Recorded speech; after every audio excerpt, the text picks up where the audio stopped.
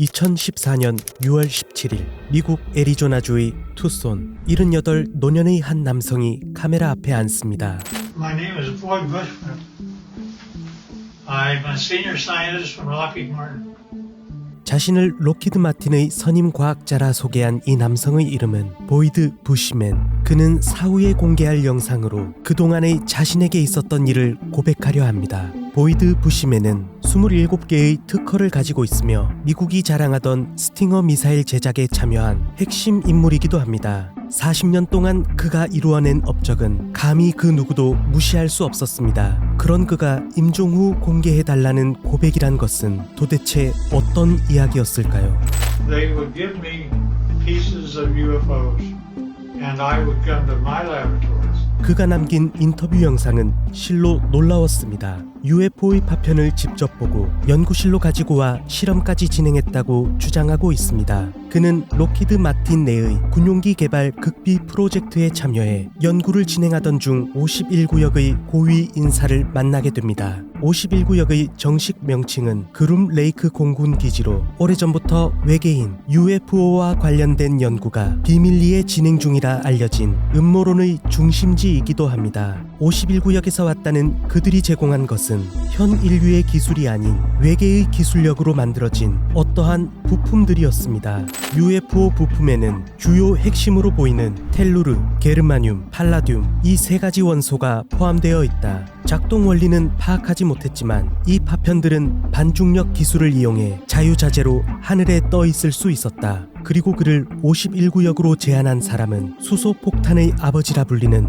핵물리학자 에드워드 텔러였습니다. 나는 이론을 믿지 않는다. 무엇이 진실인지 실험을 통한 물리적 테스트와 데이터로 확인할 수 없다면 나는 진실을 받아들이지 않는다. 그렇기에 51구역에서 진행된 연구 기록은 실로 놀라웠다. 하지만 지금까지의 개념으로는 완벽하게 구현하거나 분석할 수 없었다.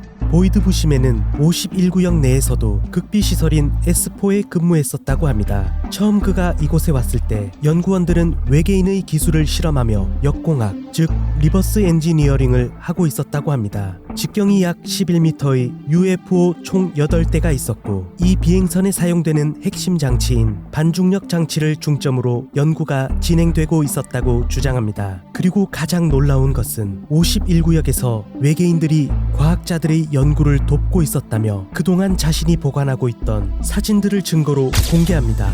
당시 51구역에 총 18명의 외계인이 있었고 그들의 신장은 약 140에서 150cm였다고 합니다.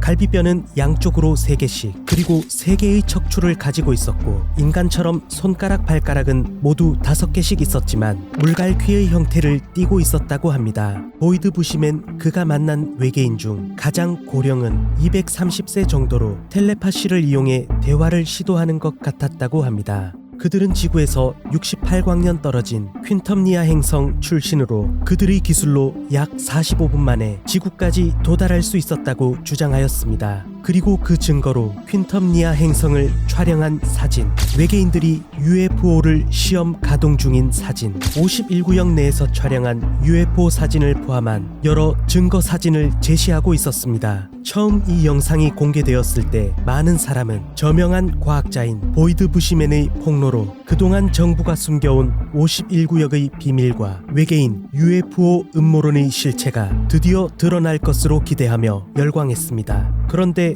보이드 부시맨은 51구역에서 근무할 당시 보았던 또 다른 인물을 언급하는데 많은 사람에게 51구역 음모론의 영감을 제공한 계기를 만든 바로 밥 라자르였습니다. 밥 라자르는 로스앨러모스 국립연구소에서 근무할 당시 보이드 부시맨과 마찬가지로 에드워드 텔러에게 제의받아 51구역에서 근무하기 시작합니다. 이후 당시 UFO와 관련된 일들을 폭로했다는 이유로 모든 기록이 삭제되었다고 주장하는 인물입니다. 밥 라자르는 1988년 당시 알지 못했던 115번 원소 모스코뷴을 알고 있었으며 그는 1989년 인터뷰에서 손뼈를 스캔하는 까다로운 검문 과정을 거쳐야 51구역 내의 기밀시설 내부로 진입할 수 있었다고 주장하는데, 이는 2016년 기밀 해제와 동시에 관련된 생체 시스템을 오래전부터 기밀시설에서 사용해왔다는 사실이 알려지게 됩니다. 추후 당시 그가 근무했다고 주장하는 로스앨러모스 국립연구소의 전화 등록부에서 밥 라자르의 이름이 확인되기도 하며 당시 많은 화제를 모은 인물입니다. 보이드 부시맨은 이런 밥 라자르에게 기밀 자료를 건네받은 적이 있다고 주장합니다. 밥 라자르는 현재까지도 51구역에서 자신이 근무했었고 미 정부가 자신의 기록을 의도적으로 삭제했다고 주장하지만